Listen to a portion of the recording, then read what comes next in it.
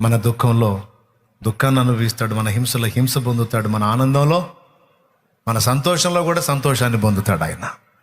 ఇంకా చెప్పాలంటే ఎన్నిసార్లు రాయించాడో, మీరు సంతోషంగా ఉండండి, చింతన నా మీద వేయండి, మీరు సంతోషంగా ఉండండి, సంతోషంగా ఉండండి, నేనున్నాను కదా అని.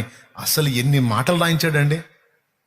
మీ చింత యావత్తు నా మీద వేయండి, నేను మిమ్మల్ని గూర్చి చింతించుతున్నాను, మీ విషయంలో బాధ్యత కలిగి ఉన్నాను, మీరు అనుభవించిన ప్రతికూలతలు కొద్ది కాలం తర్వాత తొలగిపోతాయి, నెమ్మది గల దినాలు నీకు వస్తాయి, నువ్వు ధైర్యం తెచ్చుకో, నెమ్మది కలిగి ఉండు, చింతన యావత్తు కూడా నా మీద పోయి సంతోషంగా ఉండు.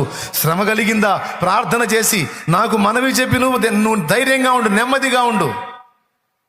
ఏం ప్రభువా నేను బాధపడితే నీకేమయ్యా? అరే నాకు బాధేరా బాబు, నేను ఏడిస్తే నీకేమయ్యా? నాకు ఏడిపోయారా బాబు. నేను భయపడితే నాకు దుఃఖంరా బాబు, నేను దిగులు ఫీల్ అయితే నాకు బాధరా బాబు. ఎందుకని ప్రభువా? నువ్వు నాకు అమూల్యమైన వాడివిరా, నువ్వు నాకు అమూల్యమైన దానివిరా తల్లి, నువ్వు నాకు అమూల్యమైన దానివమ్మా. ముత్యము నేనైతే నాకంటే అమూల్యం నువ్వు, అందరికీ నేను ఇష్టమైతే నాకు నువ్వు ఇష్టం. ప్రార్థించకపోయినా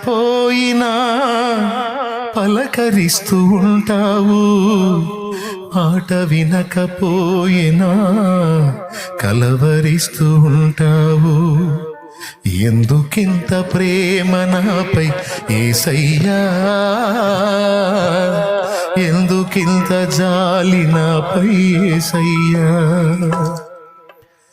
ఏ వరమో ఈ బంధము నా ప్రేమమూర్తి, తాళలేను నీ ప్రేమను. దేవునికి మహిమ కలుగును గాక.